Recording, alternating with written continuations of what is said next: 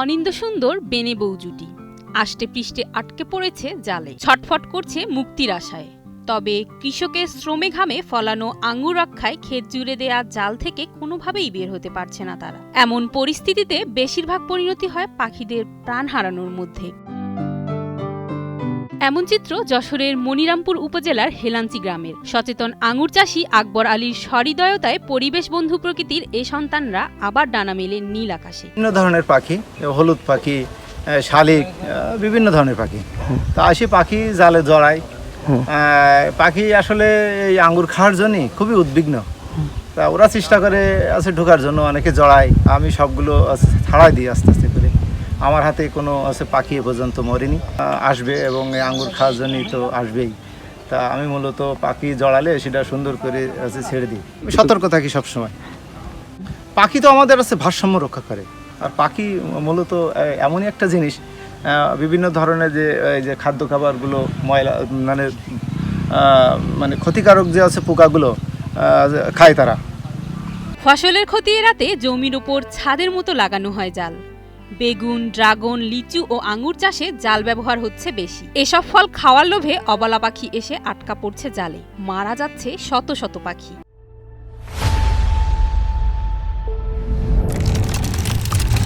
Rate দেওয়া এই কারণে পাখি যদি উৎপাদন না করে, করে বলে এই দিন রেট দেওয়া নষ্ট ফষ্ট করে ফেলাই দিই। এই দিন বেঁধে জাল দিতে হয়, এই দিন বেচা কিনা করা যায় না, নষ্ট ফষ্ট হয়ে যায় সব।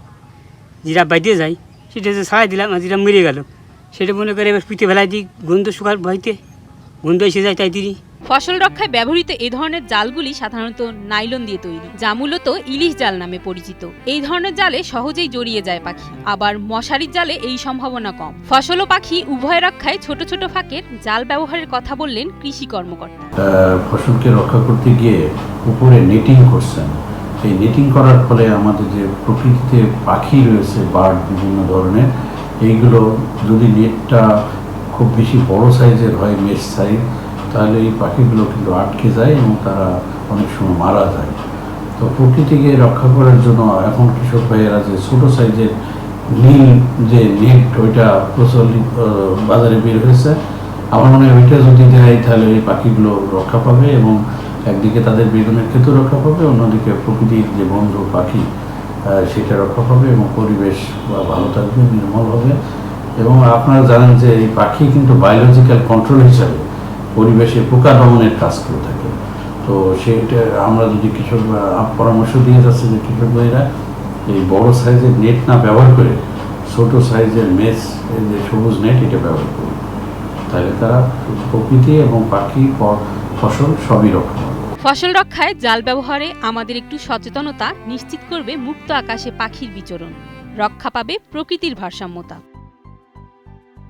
ফিরোজ গাজীর পাঠানো তথ্য ও ভিডিও চিত্রের ডেস্ক রিপোর্ট, কালের কণ্ঠ।